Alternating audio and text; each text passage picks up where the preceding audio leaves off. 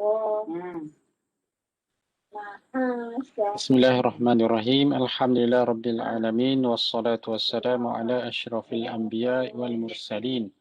Sayyidina Muhammad wa ala alihi wa sahbihi ajma'in. Rabbi shrah li sadri wa yassir li amri wahlul 'uqdatam min lisani yafqahu qawli. Allahumma aftah alaina hikmataka wa anshur alaina min khazaini rahmatika ya arhamar rahimin. Allahumma hadi qalbi wa saddid lisani wa alhimni rushdi wa la hawla wa la quwwata illa billahil aliyyil azim wa ba'du. Pertamanya syukur kita kepada Allah Subhanahu Wa Taala kerana dalam pertemuan kita secara live kali yang pertama pada malam ini bagi subjek NSP 1020. Apa nama penuh dia subjek ni? Communication. Komunikasi tak? Komunikasi and human. Tak betul ingat. Kalau subjek ni dah panjang sangat nama subjek ni. Jadi insyaAllah pada malam ni kita akan melihat berkenaan tajuk adab-adab pesakit menghadapi pesakit, termasuklah adab ziarah dan juga menghadapi pesakit-pesakit yang nazak. Jadi InsyaAllah lah. Mana Ustaz dah perkenalkan diri Ustaz pada minggu lepas. Nama pun ada sini, Wan Saifuddin bin Wan Hassan daripada Pusat Pengajian Islam Syariah FKI, Fakulti Pengajian Kontemporari Islam. Ya, pendek. Baik, yang pertamanya adab-adab pesakit. Jadi awak semua yang akan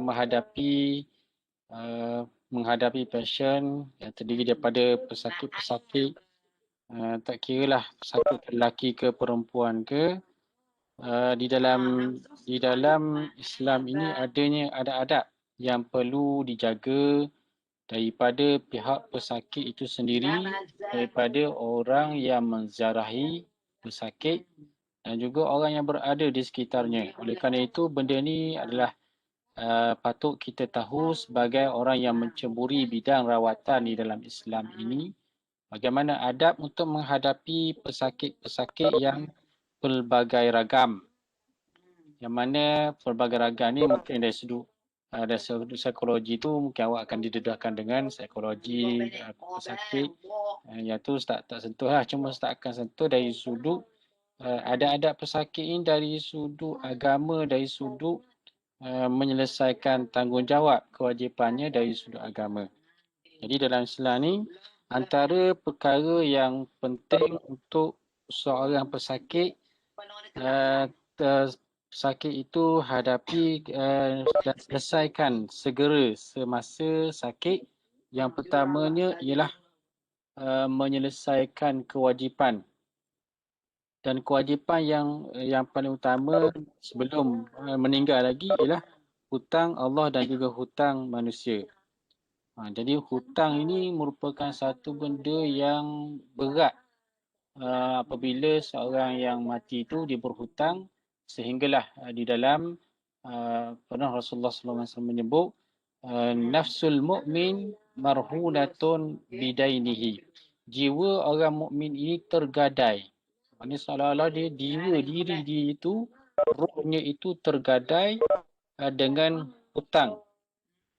Bermakna hutangnya selagi mana tidak ditunaikan ketika masa hidup ini, ketika dia mati, rohnya itu akan jadi amalannya akan jadi tergadai. Seperti mana orang yang menggadaikan barang-barang kemas. Kalau kita gadaikan barang-barang kemas kita dekat pajak gadai, barang kemas yang kita letak tu di pajak gadai kita tak boleh nak guna. Tak boleh nak manfaatkan dia, tak boleh nak guna sebab kita dah ambil hutang dan kita cagarkan. Jadi samalah juga jiwa orang yang berhutang ni apabila dia telah mati, jiwanya seolah-olah akan tergadai dengan sebab hutang. Maksudnya akan tersekat segala pahala amalan-amalan yang dibuat je, sehinggalah hutangnya diselesaikan, barulah dia selamat rohnya di alam barzakh sana. Itu yang pertama. Sebab itulah bagi orang yang menghadapi keluarganya yang mati, meninggal dunia, macam seorang anak, ayah dia meninggal. Ayah dia banyak hutang. Untuk menyelamatkan ayahnya, anak-anak ataupun sanak saudara waris-warisnya ketika mana dia diangkat keluar, mayatnya diangkat keluar daripada rumah, perlu ada seorang yang sanggup menanggung hutang si mati. Tujuannya supaya si mati ini tidak tergantung amalannya dan pahalanya tidak tergantung. Kemudian orang yang sakit ini maksudnya kita boleh peringatkanlah kepada dia, kamu kalau ada hutang kena selesai, kena tulis kalau boleh hutang tu, sebab telah sunat dalam Islam ni kalau berhutang tulis hutang. Tulis hutang supaya tidak terlepas pandang oleh waris-warisnya yang hidup. Kemudian pesanlah kepada pesakit supaya bertaubat. Kemudian perlulah orang yang sakit ni menjaga perangainya. Sebab orang yang sakit ni ketika sakit inilah perangainya akan mula tertonjol. Orang yang dalam keadaan sakit itu kadang-kadang benda yang remeh-temeh pun boleh dijadi besar-besarkannya. Sebab itulah kena jaga perangai, kena bersabar. Maksudnya kena bersabarlah. Kena jaga perangai, bersabar, sabar di atas sakit yang dihadapinya. Terutamanya orang yang sakit macam ni. Contohlah kita ambil orang yang sakit gout ke apa ke tak. Orang yang sakit gout, go out. Orang yang sakit gout, kena tempat sakit tu kena kain sikit pun dah rasa sakit dan hilang sabar. Kalau orang yang panas barang, jadi orang yang berdekatan dengannya mungkin dimaki hamunya. Jadi ketika inilah kena sedar orang yang sakit ni kenalah pelihara perangainya. Seterusnya menjauhi pertelingkahan dalam hal keduniaan. Cukup-cukuplah bertelingkah, berbalah tentang perkara keduniaan. Mati ni, sakit ni adalah satu, mana sebelum matilah. Mana sebab apa dia kena anggap sakit ini sebagai kesempatan terakhir untuk beribadah, untuk memulihkan hubungan dia dengan Allah Subhanahu Wa Taala. Jadi ramai mana kita lihat orang yang sakit ni bila sakit, dia lupa diri dia dengan Allah, lupa dengan sebab alasan sakit ini dia tak melakukan solat, tidak beribadah kepada Allah. Sehinggalah bila ditanya, apa tak beribadah, apa tidak bersembahyang. Lalu dia jawab sakit, kotor, tak boleh nak bersuci. Sedangkan dalam tajuk minggu lepas kita dah bincang berkenaan dengan orang yang sakit ni selagi mana dia ada akal, selagi mana dia waras, boleh belajar. Kalau dah daripada kecil dia ni orang yang boleh belajar, maksudnya orang yang ada akal, orang yang boleh melihat, orang yang boleh mendengar. Boleh melihat dan boleh mendengar itu ialah orang yang sempurna, yang boleh belajar. Jadi ketika itu masih lagi orang yang mukallaf, tetap wajib dia menjaga solatnya. Menjaga solat, menjauhi maksiat dan menjaga aurat. Jadi jaga aurat ni penting bagi orang Islam, menjaga aurat, batasan-batasan auratnya walau dalam keadaan sakit sekalipun. Keadaan sakit sekalipun wajib juga jaga tutup aurat. Aurat macam mana aurat? Aurat ni jadi kita kena tahulah sebagai seorang Muslim ataupun kalau ada saudara-saudara kita yang non-Muslim tu, mana dia tahulah sekurang-kurangnya aurat orang lelaki ni pusat dengan lutut. Kalau perempuan seluruh badan, anggota badannya kecuali muka dan juga tapak tangan. Kalau bagi pesakit ni, kalau perlu dibuka aurat mengikut kadar keperluan sahaja. Kalau doktor nak perlu lihat tempat sakit, kebetulan tempat sakit itu tempat yang sensitif ataupun dipanggil aurat. Jadi ikut kadar yang diperlukan sahaja. Itu dibenarkan dan kita akan lihat dalam kaedah-kaedah dalam Islam ini yang boleh dipakai, boleh diaplikasi di dalam bidang perubatan. Kemudian berpesanlah dengan perkara baik. Berpesan orang yang sakit ini kena berpesan kepada sanak saudaranya, anak-anaknya perkara yang baik. Ataupun orang yang sihat ni kita pesan kepada orang yang sakit tu perkara-perkara baik. Maksudnya di sini dua-dua pihak lah. Orang yang menziarahi dan juga orang yang sakit tu kena saling berpesan dengan perkara yang baik. Kemudian perbanyakkan zikir. Orang yang sakit ini perbanyakkan zikir, terutamanya ayat-ayat ruqyah. Ruqyah ni maksudnya jampi lah. Ayat-ayat jampi sebagai suatu rawatan alternatif untuk menghadapi sakit. Hatta dalam bab sakit biasa, sakit yang zahir, darah tinggi ke, kencing manis ke, ataupun penyakit jantung ke, bacalah zikir yang mana ianya merupakan satu rawatan sampingan selain daripada mendapat rawatan secara moden. Itu adalah rawatan yang boleh kita bantu untuk menyembuhkan secara cepat ataupun mungkin tak sembuh. Kalau tak sembuh pun membawa kepada kematian. Mudah-mudahan mati itu dalam keadaan mati yang baik. Kemudian bersabar. Kena bersabar. Sakit ini perlu bersabar.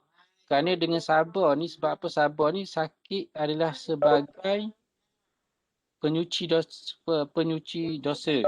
Sakit itu adalah pembersih, penyuci dosa. Sebab itulah dalam bila ada orang yang menziarahi, nanti kita tengok ada orang ziarah orang yang sakit ini, apa yang perlu dikata kepada pesakit ialah bersih insya-Allah. Dalam perkataan Arab disebut tahurun insya-Allah. Tahur insya-Allah. Jadi kita ucapkan kepada orang yang sakit dengan perkataan ini dengan maksud bersih. Tahur ni bersih. Bersih maksudnya dosa-dosa menjadi bersih, terhapus dosa dengan sebab sakit. Insya-Allah, dengan izin, sekiranya diizinkan oleh Allah Ta'ala. Jadi ini ucapan yang boleh diucapkan kepada pesakit. Kalau tak pandai bahasa Arab pun, bahasa Melayu pun boleh. Kalau nak bahasa Inggeris pun tak ada apa salah. Tapi di sini yang pentingnya kita suruh dia bersabar. Jadi sakit ni janganlah kita rasa putus asa dengan sakit yang ditimpa. Sakit yang dihadapi ni adalah sebagai penyuci kepada dosa. Tapi janganlah kita bersangka buruk. Ini awak ni dosa banyak ni sebab tu sakit. Jangan kata macam tu. Jadi kita sebut tak apa, bersih. Mana sakit ni adalah penghapus dosa-dosa yang awak lakukan selama ni. Dan dosa tu kebiasaannya adalah dosa antara dia dengan Allah Ta'ala. Tapi kalau dosa sesama manusia, dia tak terhapus secara macam tu. Kalau dia ada hak orang lain, macam dia hutang dengan orang lain. Dengan sakit ni, hutang tu tetap kena bayar. Tak terhapus hutang dengan sebab sakit. Jadi hak serubut yang masuk bersih daripada dosa ni, dosa dia dengan Allah Ta'ala boleh jadi terhapus dengan sebab sakit yang Allah Ta'ala uji kepada orang yang sakit ini. Kemudian ada orang yang sakit ini perlu berubat. Berubat ini adalah satu tuntutan. Satu tuntutan yang perlu, dan hukum berubat ini ada kalanya menjadi afdal. Hukum asalnya adalah afdal ataupun harus. Boleh jadi harus dan boleh jadi afdal.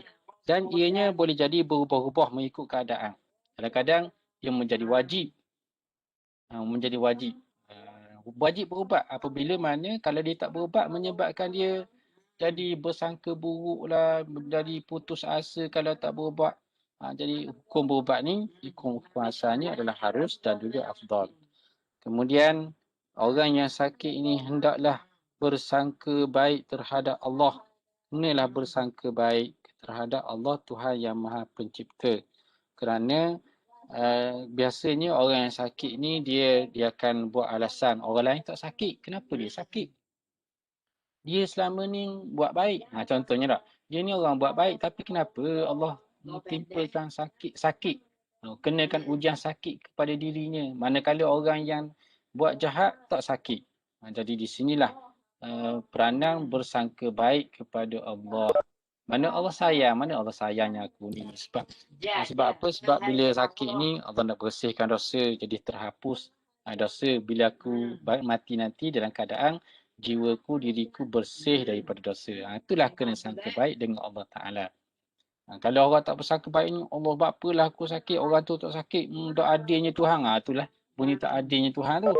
Jadi kenalah di sini bersangka baik dengan Allah Ta'ala ketika mana orang tu sedang sakit. Kemudian, itu ada orang yang sakit. Manakala orang yang ziarah pula. Jadi tiba waktu melawat, orang yang ziarah, kemudian orang yang merawat, termasuklah orang yang merawat pesakit ini, antara adab-adab juga perlu ada adab untuk orang yang menziarah. Baik, daripada hadis Nabi SAW yang daripada Abi Hurairah radhiyallahu anhu katanya, hakul muslimi alal muslimi khamsun. Maksudnya hak seorang Islam, hak seorang ke atas Muslim yang lain ada 5 perkara. Mana antara sesama Muslim ini ada 5 hak yang perlu diraikan, yang perlu kita jaga antara sesama kita. Kita jaga kita lah ni lah. Yang pertama, menjawab salam. Raddus salam, jawab salam. Yang pertama ni, jawab salam adalah hak yang pertama. Maksudnya mencari adab antara Muslim, bukan sahaja orang yang sakit dengan orang yang sihat. Bahkan dalam keadaan biasa, orang yang sihat dengan orang yang sihat menjawab salam. Jawab salam tu adalah wajib. Hukum memberi salam tu sunat, tapi jawab salam tu wajib. Jadi kalau orang beri salam, Assalamualaikum, wajib menjawab salam. Kemudian yang kedua, wa'iyadatul marid. Hak yang kedua ialah melawat, menziarahi, melawat ataupun ziarah pesakit. Jadi ziarah pesakit ni adalah hak sesama Muslim. Hak sesama saudaranya. Bila ada saudaranya yang sakit, perlu sunat makat. Hatta kalau non-Muslim sekalipun sakit, kita pun digalakkan juga menziarahinya. Jadi ni ziarah ni adalah merupakan satu benda yang diberatkan, sehinggalah Nabi kita, junjungan Nabi kita pernah mengatur ziarah ni tiap-tiap hari. Dan waktu ziarah yang biasa Nabi kita buat ialah ketika selepas waktu asar, antara waktu asar dan maghrib. Itulah waktu yang kebiasaannya pesakit ni dia boleh terima lawatan daripada orang yang ingin menziarahinya. Kalau ziarah masa-masa tengah hari, tanya orang tengah makan, ataupun malam hari, tengah orang nak tidur, tak sesuai lah pula masa tu. Kemudian yang ketiganya, hak seorang Muslim ialah wattiba'ul janaizi, mengiringi jenazah. Maksudnya setelah saudara kita meninggal, mati, bukan sahaja kita bantu menguruskan jenazahnya, bahkan antara haknya ialah kita mengiringi, ikut turut serta menghantar jenazah saudara Muslim kita, sesama Islam kita, ataupun sesama hak antara manusia dengan manusia, dengan walaupun berbeza agama sekalipun, mengiringi jenazah ini adalah antara hak sesama manusia. Bahkan Nabi sendiri pun pernah ketika mana jenazah berlaku kematian jenazah Yahudi itu Yahudi yang telah tua. Lalu bila lalu saja jenazah di depan baginda Nabi, Nabi pun bangun. Lalu sahabat pun tanya, kenapakah kamu bangun wahai Nabi, sedangkan dia ini bukan jenazah Muslim? Lalu Nabi pun mengatakan, dia adalah manusia. Manusia ini mempunyai kehormatan juga. Dan sedangkan Allah Ta'ala menyebut, walaqad karramna bani Adama. Sesungguhnya kami telah memuliakan anak-anak Adam itu. Mana manusia ni adalah orang yang mulia, perlu dimuliakan. Walaupun berbeza agama, berbeza fahaman sekalipun. Kemudian yang ketiga, memenuhi undangan. Kebiasaannya undangan, maksudnya undangan perkahwinan antaranya. Undangan perkahwinan. Ijabatud dakwah ataupun undangan apa-apa saja undangan lah. Kalau minta tolong, jemput mari ke rumah, untuk solat hajat ke, ataupun ada hajat, ada jamuan. Jadi memenuhi undangan saudara kita ini adalah satu tanggungjawab. Kalau tidak, kesian dia, masak banyak, masak satu kantang tapi mari 10 orang saja. Jadi kesianlah dia. Jadi kita telah menyebabkan hatinya menjadi kecewa dengan sebab tidak memenuhi undangannya. Seterusnya yang kelima, mendoakan kepada orang yang bersin. orang yang bersin. Jadi orang yang bersin ni sunat menjadi hak kepada kita mendoakan untuknya. Dengan doa, bila seorang tu bersin, dia menyebut Alhamdulillah. Bila seorang yang bersin menyebut Alhamdulillah, jadi sunat orang yang mendengar tu menyebut, membalasnya dengan sebut Yarhamkallah.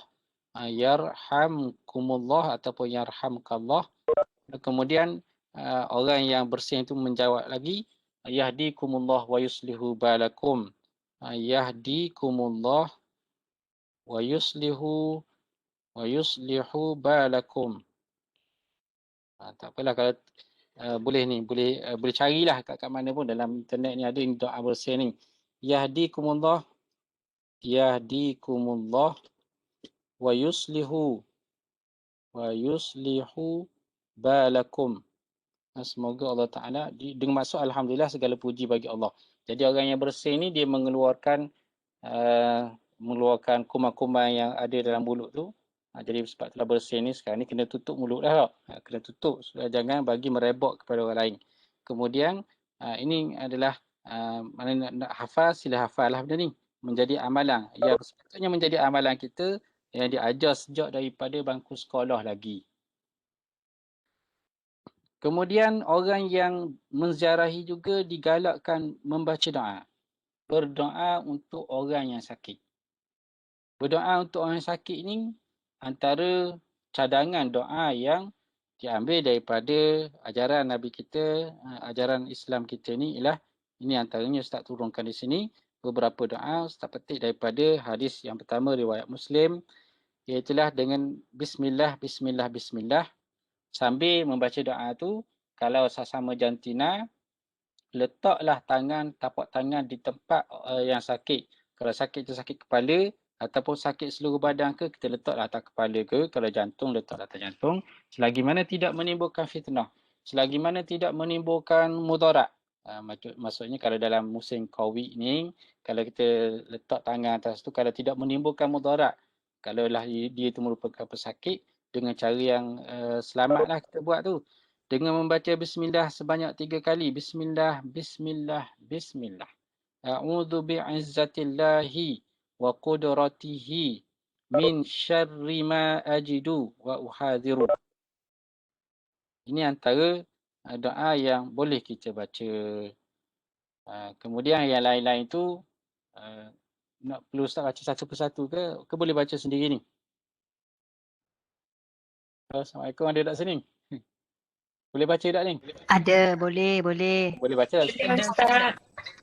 Okey, jadi Ustaz baca satu dah. Kena baca satu-satu. Kita ada 20 slide ni. Okey, ni baru slide yang kelima ni. Jadi boleh baca, dan ini hak Ustaz kata la ba'sa tahurun insya-Allah. Ada disebut dalam hadis riwayat Bukhari tentang ucapan kita kepada orang yang kita ziarah. Kemudian digalakkan membaca surah Al-Fatihah. Kalau tak boleh hafal doa-doa ni, sekurang-kurangnya kita ziarah dan sebelum balik ataupun masa kita ziarah tu bacalah Al-Fatihah.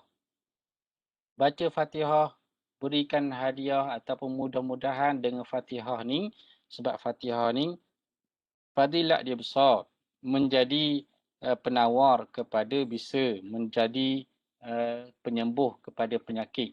Kalau kita adalah sejarah-sejarah tentang Fatihah ini disebut dalam kitab-kitab tafsir. Antaranya berlaku, Ustaz buat ringkasan dah, berlaku satu kes di mana seorang ketua kampung di negeri Arab, di perkampungan Arab Badawi ini digigit dengan kalajengking. Bila digigit dengan kalajengking, lalu seorang sahabat pun asalnya orang ni tak menerima rombongan sahabat. Satu hari sahabat-sahabat Nabi ni bermusafir nak singgah kampung tu. Bila nak singgah kampung tu, mereka tidak diterima sebagai tetamu. Lalu mereka pun duduklah di luar kampung. Tiba-tiba marilah seorang hamba. Hamba bertanya, adakah di kalangan kamu ni orang yang boleh menjampi? Sebab ketua kampung pengerusi JPKK kami ni telah disengat oleh kalajengking. Manakala bomoh yang ada dalam kampung telah pergi keluar berjalan ke mana entah tak tahu, Lalu adalah seorang sahabat yang bernama Sa'id bin Al-Khudri. Cuma dalam hadis ni dia tak sebutlah nama Sa'id bin Al-Khudri. Dia kata, aku boleh jampi. Jadi sahabat lain tengok, masa mana orang ni boleh jampi? Kami kenal dia ni, tak ada, bukanlah dia ni Tok Pomoh. Kemudian dia pun bila baca Fatihah dan juga diberi dengan takdir, dengan izin Allah Ta'ala, diberikan kesembuhan daripada bisa kalajengking. Kemudian orang lain tak tahu pun dia baca apa. Bila sembuh, lalu diberilah hadiah sebanyak 30 ekor kambing. 30 ekor kambing boleh beri hadiah. Kalau kita nilai dengan hari ni, seekor kambing dengan harga RM400, RM400 tu murah lah. Darat dengan 30. 4 darab 3, 1,200. 1,200 berapa? 12,000. 1,200. 1,200 kalau 3 ekor. Jadi lebih kurang 12,000 lah nilai yang. Mana tingginya nilai yang upah yang diberi kerana merawat seorang yang dalam keadaan bahaya, dalam situasi bahaya. Lalu orang pun tanya, mau baca benda tadi? Orang tanya, mau baca apa tadi? Lalu dia pun jawab, masa aku kata aku boleh berobat ni, bila aku baca tu, mari terlintas dalam Allah Ta'ala campurkan dalam hati aku, surah Fatihah tu lah aku baca. Dan dia membaca surah Fatihah sehinggalah dia beri kesembuhan. Bila dia adukan perkara ini kepada Rasulullah, lalu Rasulullah pun tanyalah membaca surah apa, dia pun kata surah Fatihah. Kemudian dah ini ditanya Rasulullah ni, mereka jumpa Rasulullah, tanya macam mana dengan kambing 30 ekor tu, satu kandang diberi kepada mereka sebagai upah. Lalu Nabi pun kata, ginilah, bagilah sikit ke aku. Maksudnya, bagi sikit pada Rasulullah tu, boleh makan upah, boleh makan hasil daripada rawatan dengan menggunakan Al-Quran. Jadi besarnya fadilat Fatihah ni sehinggalah dia mampu dijadikan sebagai ayat untuk merawat. Jadi kalaulah kita amalkan surah Fatihah ini, baca ketika melawat orang yang sakit ataupun kita sedang merawat orang yang sakit, di samping kita menyocok jarum dan sampai kita injek dengan jarum dengan ubat, bacalah bismillah, bacalah surah Fatihah ke surah Al-Ikhlas ke surah Al-Falaq. Surah Al-Ikhlas ni kul huwallah lah. Surah Al-Falaq, kul a'udzu birabbil falaq, dan surah An-Nas, 3 kul. Bagi 3 kul ini sebagai doa, sebagai rawatan sampingan di samping kita menggunakan rawatan moden. Kemudian adat penziarah juga membawa buah tangan. Bawa buah tangan. Walaupun buah tangan tu kebiasaannya orang yang sihat makan. Orang yang sihat makan, tapi bawa lah juga. Boleh jadi mungkin dia terasa terliur nak makan, dia boleh makan. Kemudian jangan terlalu lama. Ziarah ni jangan terlalu lama sehinggalah menyebabkan gelisah ataupun menyebabkan tidak selesa. Pesakit menyebabkan pesakit tidak selesa. Dan tak selesa dengan sebab terlalu lama. Selesa. Katakanlah pesakit tu dia rasa sakit perut, nak buang air. Tapi orang ni duduk daripada Zuhur sampailah masuk Zuhur pukul 2 sampai pukul 3 tak balik-balik lagi. Dia dah menjadi mukanya dah jadi berubah dah, menyebabkan keadaan orang yang diziarah itu rasa memendang perasaan nak marah ke. Jadi sebab itulah jangan terlalu lama menziarahi pesakit, kecuali ada pengecualian lah. Kecuali dia minta jangan balik lagi. Mek, jangan balik lagi, Mek. Awang, jangan balik lagi, Awang. Sebab mungkin dengan sebab dia ada kat tepi tu, dia rasa selesa, rasa selesa ke rasa temang. Sebagai penemang, sebab dia ni memang teman baik sungguhlah, sahabat karib. Kalau dia lari kan jadi sunyi pula. Lain-lain lah kalau diminta oleh pesakit untuk temang dia. Kalau suruh tidur situ, terserahlah dia selesa ataupun tidak. Kalau suruh tidur pun, nak suruh tidur teman dia, mana terserahlah. Mana kalau kita sanggup, bolehlah. Jadi jangan terlalu lama ni sehinggalah tujuannya nak mengelakkan daripada ketidakselesaan orang yang sakit ni. Maklum sajalah, dia sakit kadang-kadang dia terpaksa buang air kecil, terlalu kerak. Ataupun dengan sebab dia sakit ni, mungkin suasana luka-luka ke menyebabkan berbau, tidak dia pun rasa segan bila orang ziarah dia dalam keadaan adanya bau-bau yang tidak sesuai, yang tidak disukai oleh orang, jadi menyebabkan malu pada dirinya. Kemudian ziarahlah pada waktu yang sesuai. Seperti mana yang disebut tadilah, antara waktu yang sesuai ni ialah waktu ketika waktu dia berehat pada waktu-waktu petang. Kalau malam pun jangan terlalu lewat malam. Jangan ziarah pula ketika orang sedang menjamu selera. Menjamu selera itulah dia peluang mari ziarah. Tujuannya nak tumpang sekaki, sepinggang. Nak tumpang sepinggang. Bukan sekaki ni, sepinggang nak tumpang. Kemudian baik itu adab-adab ketika menziarahi. Adab-adab pesakit dan juga adab-adab penziarah. Bagaimana pula orang yang sedang nazak? Kalau sebelah orang Kelantan dan Terengganu dipanggil orang yang sedang kedatangan. Kedatangan. Maksud kedatangan ni dalam istilah dia ihtidar. Orang yang ihtidar. Kedatangan ni maksudnya ialah malaikat maut sedang mari menziarahinya, sedang mari untuk mencabut nyawanya. Jadi macam mana? Bagaimana kita nak buat ketika mana tengok pesakit tu dalam keadaan nazak lah.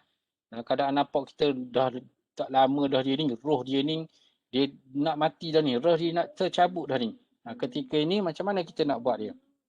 Menghadapinya macam mana? Yang pertamanya, mentalkinkan.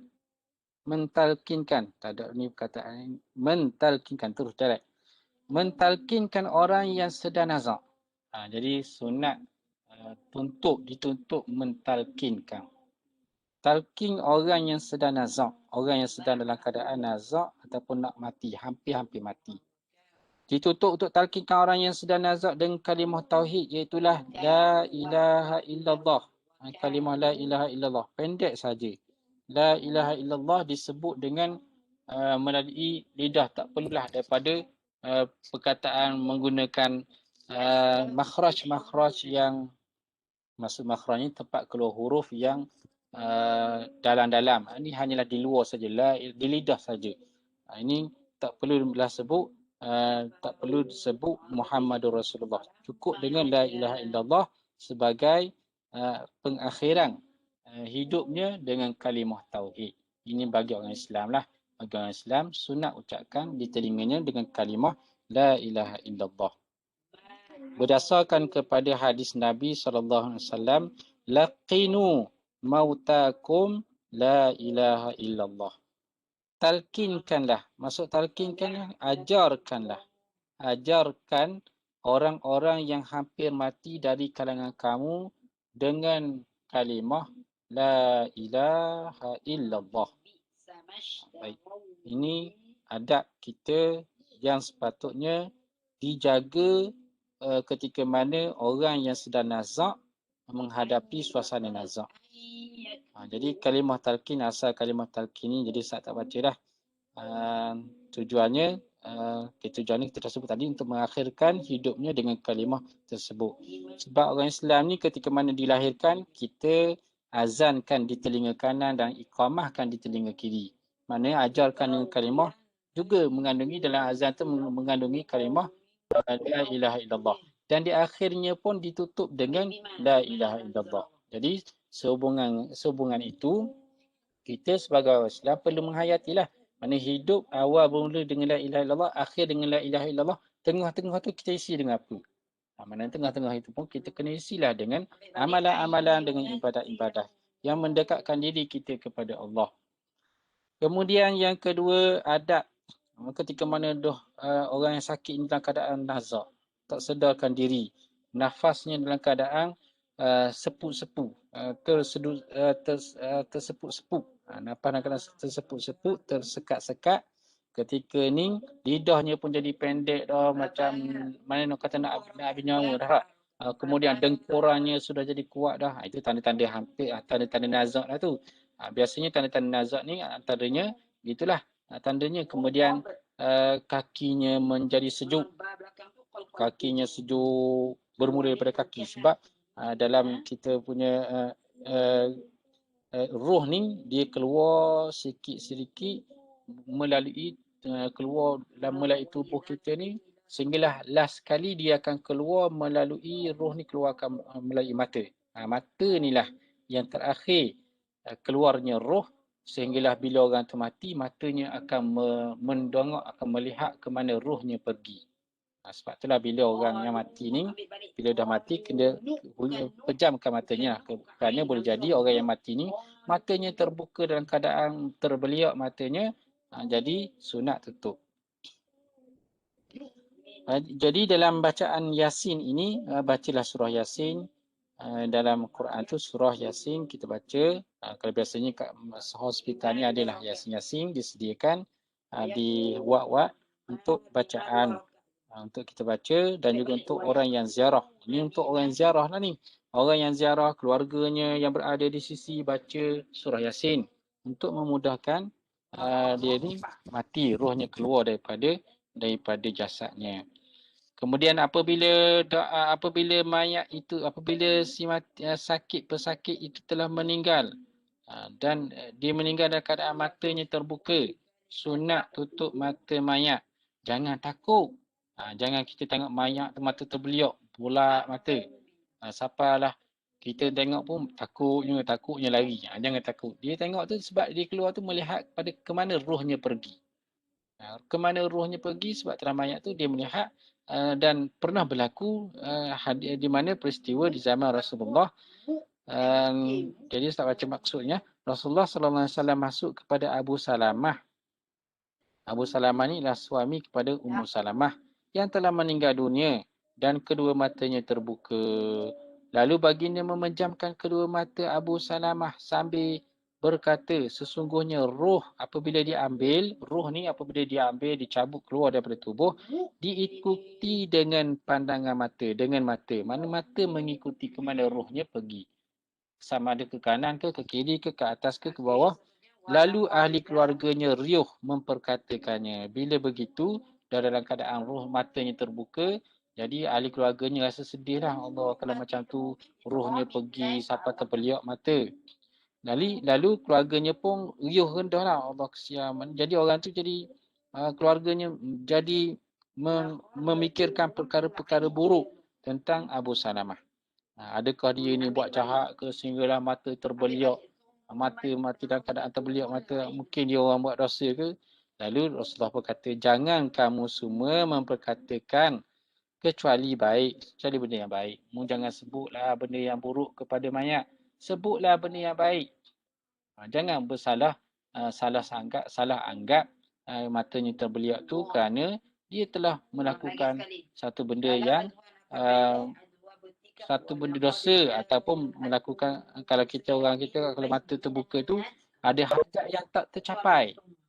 Biasalah orang kita ni bila ada orang mati mata terbuka, kesiannya dia. Adalah hajat tak sampai tu. Hajat masa hidup tak sampai terbuka mata tak yang tutup. Ini adat budaya kita, kepercayaan orang kita apabila matanya terbuka. Kerana sesungguhnya para malaikat mengaminkan apa yang kamu semua katakan. Sebab bila mengata dia ni buat dosa lah ni. Bila kita kata gitu. Jadi malaikat pun kata amin. Malaikat pun mengiyakan doa orang yang mengatakan benda-benda yang buruk. Kemudian baginda pembacalah doa. Sepatutnya ini panduan yang boleh kita buat. Apakah doa yang patut kita baca ketika orang tu mula-mula meninggal dunia. Di awal-awal dia meninggal dunia, ketika mana matanya terbuka, tutup matanya, di sinilah boleh kita amalkan doa ini. Jadi doa ni kita boleh bagi kepada beberapa rangkap ataupun poin lah. Di sini ada 5 yang benda yang disebut yang didoakan oleh Rasulullah SAW. Yang pertamanya, Allahumma ghafir li Abi Salamah. Yang pertama, maksudnya, ya Allah ampunlah Abu Salamah. Jadi kita boleh tukarlah sini. Kalau nama dalam grup ni ada nama dia, kita ambil nama seorang. Kesian pula ambil nama orang tak. Ada ramai ni, misalnya Datu ada, Aisar, Sani. Kita ambillah nama seorang. Nama Mamat ke, nama Kosin ke. Ada nama Kosin sini? Ustaz buat contoh yang kalau ada nama tu, minta maaf lah. Allahumma ghafir li Kosin. Maksudnya, wahai Tuhan, ampunkanlah kepada Qasim. Kalau nama dia Minah, Allahumma ghafir li Aminah. Nama dia Aminah. Jadi ini doa Rasulullah kepada Abu Salamah ni. Kata Rasulullah, ya Allah ampunkanlah Abu Salamah. Warfa' yang keduanya, warfa' darajatahu fil mahdiyin. Dan angkatkanlah, angkat tinggikanlah darjatnya di kalangan orang-orang yang diberi petunjuk. Ini yang pertama, yang kedua, apa yang disebut oleh Rasulullah. Mana kita pun kalau nak doa, nak baca bahasa Melayu pun boleh lah. Wahai Allah ya Tuhanku, ampunkanlah dosa sahabatku ini yang baru mati ni. Dan tinggikanlah darjatnya di kalangan orang yang mendapat petunjuk. Wa khulufhu fi aqibihi fil ghafirin. Kemudian rangkap yang ketiga Rasulullah mengatakan, wa khulufhu dan jadilah penggantinya. Kalaulah dia ni seorang suami, dia seorang ayah, meninggalkan isteri, meninggalkan anak-anaknya yang masih lagi kecil, kita doakan semoga Allah Ta'ala gantikan keluarganya, maksudnya berikanlah suatu benda yang boleh menggantikan tempat si mati ini untuk menanggung keluarganya. Jadi kalau pengganti ke atas keluarganya yang ditinggalkannya, sebab kesiannya dia anak-anak ni masih lagi kecil, kita doakan semoga Allah Ta'ala gantikan. Sama ada ganti itu dengan menggantikan orang lain ke sebagai ketua keluarga ataupun gantikan dengan limpahan rezeki yang boleh mengawal, yang boleh menjamin masa depan keluarga dan juga anak-anaknya. Anak-anaknya yang ditinggalkan. Kemudian waghfir lana walahu ya rabbal alamin. Kemudian yang keempat Rasulullah sallallahu alaihi wasallam sebut waghfir lana, ampunkanlah kami, walahu dan dia, wahai Tuhan ya rabbal alamin, wahai Tuhan seru sekalian alam. Kemudian yang kelima Rasulullah wafsah, Rasulullah sebut doakan wafsah lahu fi qabrihi wa nawwir lahu fihi. 5 dan 6 lah, boleh jadi 6 sini. 5 dan 6. Wafsah dan lapangkanlah, luaskanlah baginya di dalam kubur. Jadikanlah kuburnya luas. Wa nawwir lahu fihi, dan serikan, berikanlah cahaya kepadanya ketika di dalam kubur. Jadi inilah antara doa di awal-awal orang itu meninggal dunia, pesakit meninggal dunia. Kalau boleh nak tampal ke doa ni tak? Tampal dekat wad ke, tempat doa-doa yang dibaca ketika roh baru keluar, inilah doanya. Kita mungkin tidak didedahkan. Ustaz dulu tak cari mana cari, kebetulan cari bila berdepan dengan pengurusan jenazah, barulah kita nampak rupanya ada doa yang ditinggalkan oleh Rasulullah untuk orang yang baru meninggal dunia. Di samping kita sebut doa inna lillahi wa inna ilaihi raji'un, inilah doa yang Rasulullah baca dan kita patut baca doa ni untuk sahabat-sahabat kita, untuk keluarga kita yang baru meninggal dunia. Jadi boleh ambil doa ni. Nanti Ustaz bagi dalam bentuk PowerPoint, awak boleh simpan dan juga boleh tulis ataupun boleh amalkan. Tampaklah di mana-mana tak. Kemudian ini kebiasaan yang saya nampak yang bila berlakunya kematian, pihak hospital yang terdiri daripada jururawat buat benda ni. Iaitulah membuat ikatan dari bawah dagu ke kepala, termasuklah menggantikan pakaian yang dipakai oleh pesakit bila dia meninggal, kita tukar dengan pakaian lain ataupun dengan kain. Kain biasanya kain cadar ke. Itu adalah perkara biasa yang menjadi adat yang boleh diteruskan dan yang bertepatan. Yang ni kemudian yang kelima. Yang kelima ni Ustaz perhatikan benda ni jarang dibuat. Benda ni jarang dibuat oleh keluarga kepada si mati. Iaitulah melembutkan sendi-sendi anggota mayat. Melembutkan sendi anggota mayat ni dilakukan dalam 3 keadaan. Dalam tiga kali. Yang pertama ketika baru mati, baru meninggal. Ini kali yang pertama. Ketika tubuh tu masih lagi panas, baru keluar, tubuh masih lagi panas, kita lembutkan sendi-sendi anggota mayat. Sendi-sendi anggota mayat, kat mana sendi ni? Sendi ni bermula daripada jari. Jari jemari, kita lembutkan dia dengan maksud kita gempalkan tangan jari jemari dia. Kemudian pergelangan tangan ini, kemudian siku Siku ni dengan cara kita lipat jari ni menyentuh bahu, buka, tutup. Kemudian sendi bahu pula, sendi ketiak ni. Pusing-pusingkan dia. Ini sebelah kanan, sebelah kiri, termasuklah kaki, sendi kaki. Kalau andaikan ini kaki lah. Kena lembutkan jari jemari, pergelangan kaki, kemudian lutut.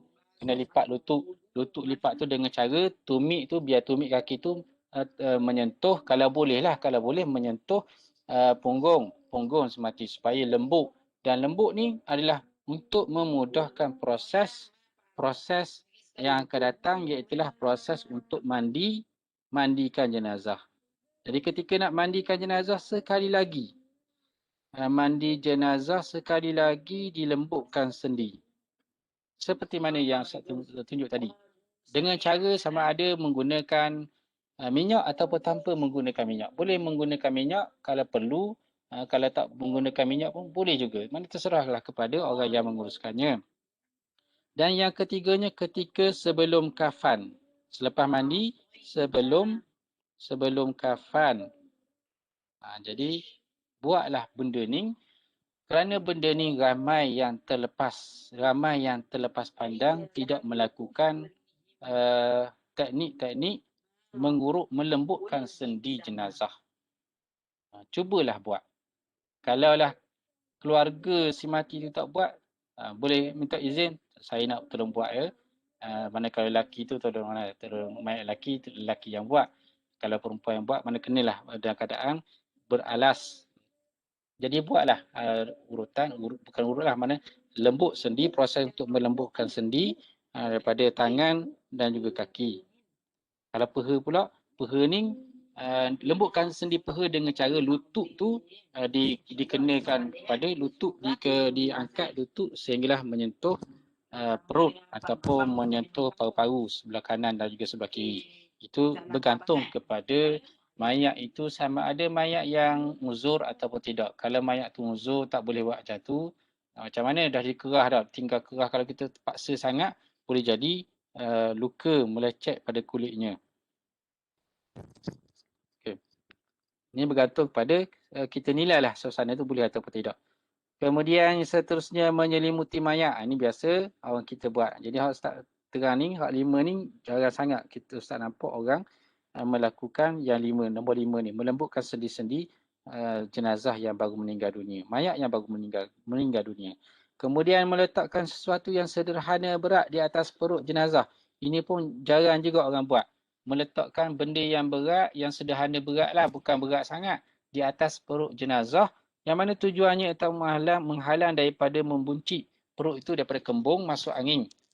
Kerana masuk angin, kalau masuk angin, bila masuk angin, orang yang pergi ziarah duduk dekat dia, dengar sendawa, dengar mayat sendawa. Jadi kacau pula lah. Jadi waktu sendawa dia makan apa, makan durian ke apa ni. Dan boleh jadi takut dia tak keluar ke atas, takut dia keluar ke bawah. Bila keluar ke bawah, jadi maklum sajalah. Dahlah mayat. Kalau orang hidup keluar ke bawah pun kita tak nak duduk dekat dia. Orang hak mati ni tak tahulah. Bau, mestilah biasa, bau kurang menyenangkan lah. Bau mayat tu satu, bau najis dia, bau angin. Angin yang melalui celah-celah najis tu. Jadi naknya lah kalau orang duduk sebelah tau. Jadi oleh kerana itu lah, sunat letakkan benda yang sedikit berat, yang mana kadar beratnya lebih kurang. Disebut dalam kitab-kitab lama berat gunting. Gunting ini gunting yang digunakan untuk memegang, untuk letak, mengambil arang, untuk bakar arang. Jadi gunting tu lebih kurang 300 hingga 500 gram. 300 gram ke atas sehinggalah 500 gram. Antara 300 hingga 500. 500 tu rasa setengah kilo lah tu. 300 kecil, mana antara 300 hingga 500 gram. Itu kadar berat. Jadi mana kita letaklah benda yang menampakkan adab. Mana janganlah letak benda-benda yang tidak beradab. Tiba-tiba letak kasut. Kasut sukan letak atas perut. Itu nampak macam tak beradab je. Kemudian seterusnya meletakkan mayat di atas katil atau sesuatu dalam keadaan direndahkan bahagian kakinya. Jadi letakkan dia tempat yang tinggi, sedikit tinggi. Janganlah letak dia di atas lantai, di atas simen ataupun di atas tanah. Sebaliknya lapiklah dia dengan katil ke, kemudian dialas dengan totu ataupun dengan tilam. Jadi tujuannya, ada hikmatnya supaya mayat itu tidak cepat rosak, tidak cepat jadi membusuk ke, berbau ke. Kerana kalau kita letakkan direct atas simen menyebabkan haba ataupun suhu simen itu berpindah kepada mayat, menyebabkan mayat itu cepat rosak. Di konsep ni konsep orang yang memasak, macam orang yang memasak buat kenduri. Periuk besar tu, kalau lah lepas masak dia letak atas simen berbanding dengan dia letak dengan lapik kayu ke lapik tungku ke, jadi ada beza dari sudut ketahanan masakan tersebut. Boleh jadi dengan sebab kita letak atas simen menyebabkan haba panas daripada simen itu mudah menyerap, menyebabkan masakan itu mudah rosak. Jadi ini ada rasionalnya kenapa mayat itu perlu diletakkan di tempat yang tinggi. Kesembilan, menyegerakan pengurusan pengebumian. Apabila telah nyata kematiannya, urusan pengebumian ini segerakan. Untuk urusan pengebumian ini bukanlah masuk kita ke bumi dia tanpa solat, tanpa kafan, tanpa mandi. Kena melalui proses-proses itu. Ini berdasarkan kepada hadis riwayat Abu Hurairah radhiyallahu anhu yang mana bermaksud segerakanlah pengurusan jenazah kerana sekiranya ia jenazah yang baik. Kalaulah jenazah itu jenazah orang yang baik, orang yang soleh, ia berupa kebaikan yang kamu semua segerakan. Kalau dia jenazah yang baik, orang yang baik, maksudnya kita menyegerakan kebaikannya supaya dia mudah mendapat kebaikan, segera mendapat kebaikan kepadanya. Jika jenazah itu sebaliknya, orang yang jahat ataupun orang yang kurang baik, orang yang buat dosa ke apa kerap, ia berupa keburukan yang dilepas oleh kamu semua. Maknanya kalaulah kamu menguruskan jenazah orang yang kurang baik, orang yang buruk ni, bermakna kamu telah melepaskan keburukan itu cepat daripada diri kamu. Jadi kita tak terlalu lama menanggung orang yang kalau orang yang yang jenazah itu jenazah yang bukan orang yang soleh ataupun jenis orang yang melakukan dosa dan juga jenayah. Tapi kita tak bolehlah mengatakan orang yang kita uruskan itu orang yang berdosa, melakukan dosa-dosa yang tertentu kerana ia boleh menyebabkan tuduhan terhadap orang mayat yang kemungkinan telah diampunkan dosanya oleh Allah Ta'ala dengan sebab sakit yang dihadapinya ataupun dengan sebab kemalangan yang ditimpa olehnya sebagai kafarah. Kafarah dah Allah Ta'ala hapuskan dosa dengan sebab kemalangan. Contohnya dia orang jahat. Tiba-tiba berlakunya kemalangan. Dengan mati yang begitu siksa itu menyebabkan Allah Ta'ala ampunkan dosanya. Itu kita tidak mengetahui apa yang ada di sebalik kejadian yang membawa kepada kematiannya walaupun pada zahirnya dia ni adalah orang-orang yang jahat. Jadi itu cukup untuk sekadar untuk tajuk kita berkenaan dengan adab pesakit penziarah dan juga adab ketika menghadapi orang yang sedang dalam keadaan nazak. Jadi kita start bukalah untuk soalan kalau ada siapa-siapa yang nak tanya, yang nak minta penjelasan, start buka.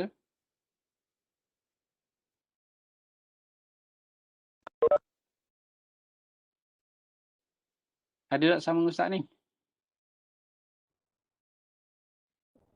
Ustaz cakap sekarang je. Ada tu. Ada. Ada Ustaz. Ada nak tanya?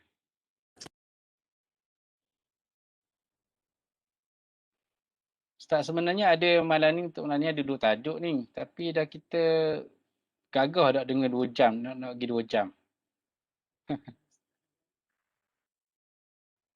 Ataupun tajuk satu lagi Ustaz bagi PowerPoint dan awak boleh baca. Ataupun Ustaz boleh buat rakaman, awak boleh dengar. Macam mana?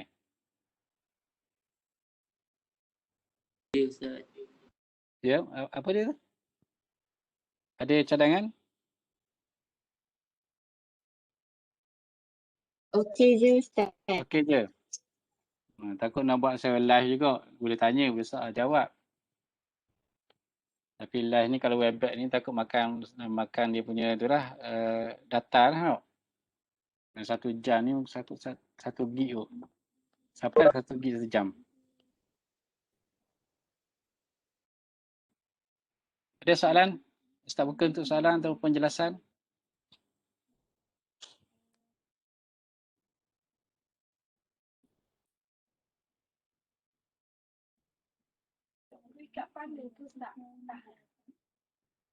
Hmm? Tak. Ada.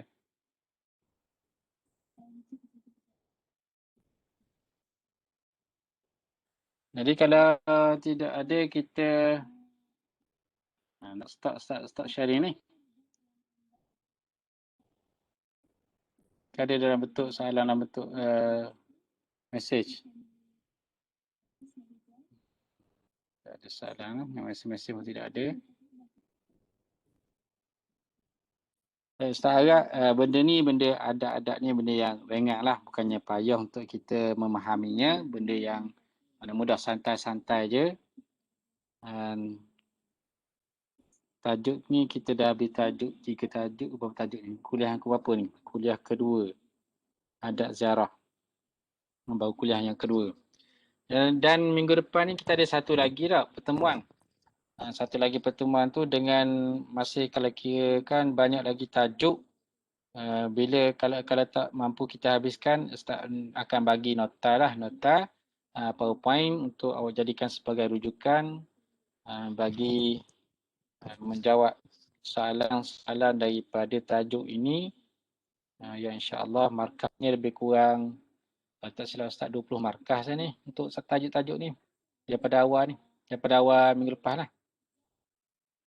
Jadi kalau tidak ada, kita berhenti sekadar ni dulu. Wallahualam, jadi sejam lah kita pada malam ni. Aktiviti yang keseterusnya Ustaz akan hantar nota PowerPoint untuk 2 kuliah malam ni, 2 tajuk, iaitu tajuk adat ziarah dan satu lagi tajuk, saya tengok tajuk, lupa dah tajuk. Tajuk asas rawatan dalam Islam. Rawatan dalam Islam yang mengandungi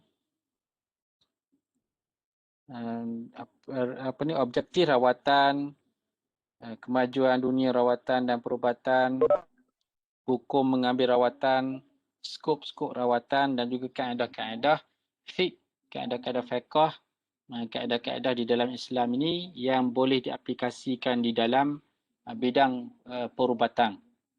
Di mana Islam ada kaedah-kaedahnya. Contohnya kaedah melihat aurat. Jadi melihat aurat ni tak boleh dedahkan aurat. Tapi dalam konteks rawatan, kalau perlu melihat kepada aurat, qada yang dibenarkan lihat ni adalah berdasarkan kepada keperluan. Contohnya kalaulah nak dalam proses untuk khatan. Proses untuk khatan, qada yang perlu saja boleh dibuka. Janganlah nak khatan seorang tu sehinggalah ditelanjang bulatkan orang tu. Itu kaedah-kaedah atau kaedah yang boleh kita aplikasi di dalam dunia perubatan. Baik, sekadar itu saja. Wallahu a'lam. Aqul qali hadza wa astaghfirullahal azim li wa lakum. Wassalamualaikum warahmatullahi wabarakatuh. Kita jumpa kembali minggu hadapan insya-Allah.